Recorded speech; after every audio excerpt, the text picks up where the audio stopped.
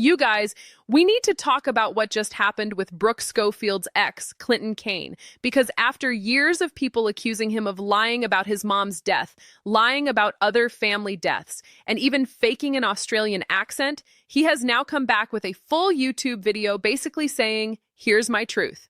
And the internet is already ripping it apart. This is Ava Sinclair for CelebPulse. And just a quick reminder, we're sticking to what's been said publicly and what's on record, and when something is speculation, we'll label it as speculation. Now let's get into it. This drama didn't start yesterday. It goes back to the moment the public started connecting dots. And it all circles around how Clinton described his life story in interviews, how Brooke says he treated her, and why the accusations hit so hard. Back in 2023, Tana Mongeau went on the Zach Sang show, and the topic of Brooke and Clinton came up because Zach was the person who introduced them in the first place, which is why the conversation had this extra layer of guilt and awkwardness. And later, Brooke said she begged Zach not to include that segment of the episode because she was still in love with Clinton and wasn't in a good place mentally to have something that personal dropped publicly. This is something she talked about on the canceled podcast in her own words. But the segment still aired, and Brooke made it clear she was upset about it. Now here's where it gets heavy. Clinton wasn't just being called messy or cringe. He was being accused of serious lying about multiple family deaths, about his background, about details like his age and upbringing, and Brooke also accused him of cheating during their relationship. And one of the biggest reasons the public even found the cracks in his story was because Clinton himself went on the Zach Sang show while he was dating Brooke and spoke in a way that sounded extremely direct about tragedy in his family, specifically about his mom, dad, and brother dying in the same year, and he linked that loss to his music, including his song Chicken Tendies. That's why it hits so hard. Because when an artist ties a personal tragedy to a song, fans don't just listen, they connect emotionally. Shortly after that episode aired, viewers who claimed they knew Clinton in real life began commenting that his mom and brother were actually alive.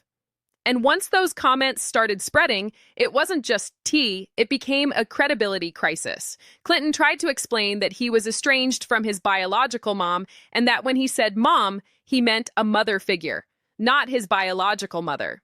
But the issue was, people felt like the way he spoke in interviews didn't sound like mother figure at all. It sounded like he meant his mom. And the public reaction got even harsher when Tana and Zach were discussing it because they weren't treating it like an innocent misunderstanding. They were calling it out as bizarre, and Zach was clearly uncomfortable because, again, he was the link that introduced Clinton to Brooke.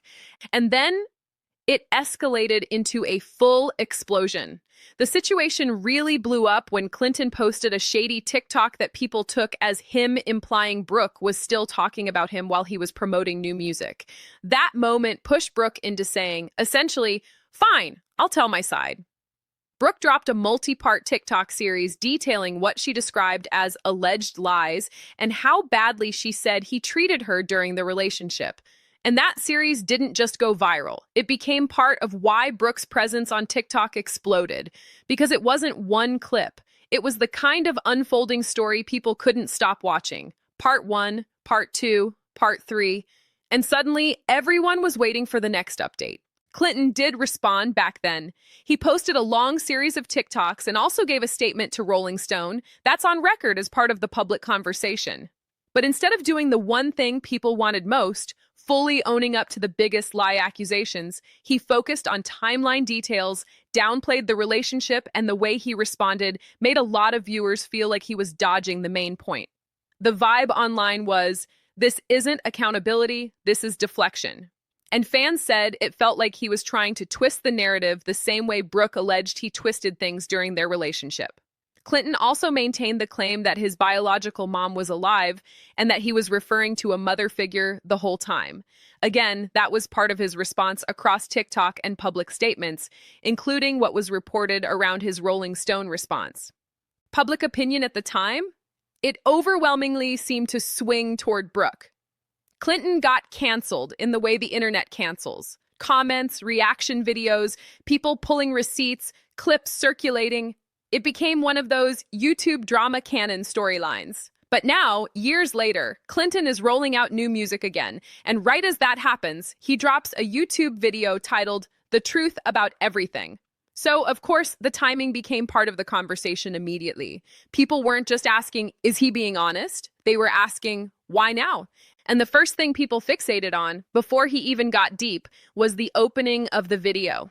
Because he starts with his dog in this long segment, and the comments instantly turned into comedy.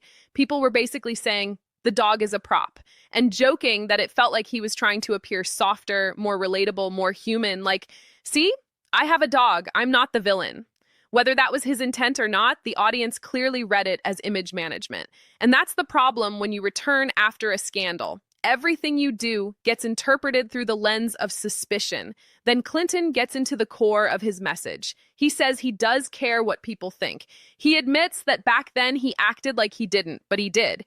He says this YouTube video is the response he should have made originally, but at the time he was numb, he wasn't ready, and he's only able to speak now. And then he tries to explain the lies through the framework of trauma. According to what Clinton says in his YouTube video, he claims his dad did die during COVID, and he describes it as horrible. He also says they didn't have a relationship and hadn't talked in years, but it still stayed with him, and he says he didn't start dealing with it until 2024. Then comes the moment people waited for. Clinton admits, in his own words in the video, that he lied about his mom and brother dying, and he says he still doesn't fully know why he did it. He says he's been in therapy trying to untangle what was going on in his head and that it's complicated. He also repeats his explanation that the person who actually passed was a motherly figure he met in his travels and lived with, and that he posted about a special person dying on Instagram around the time Chicken Tendies was coming out, while also claiming that in his circle he told people his biological mom had died, even though she hadn't. That's his explanation as presented in the YouTube video.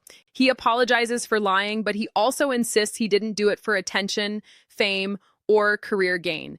And that's where the public reaction gets sharp, because a lot of viewers feel like when you tell a story about deaths and grief in major interviews, it naturally creates sympathy and emotional investment. So even if he says attention wasn't his intent, the impact looks like it benefited him.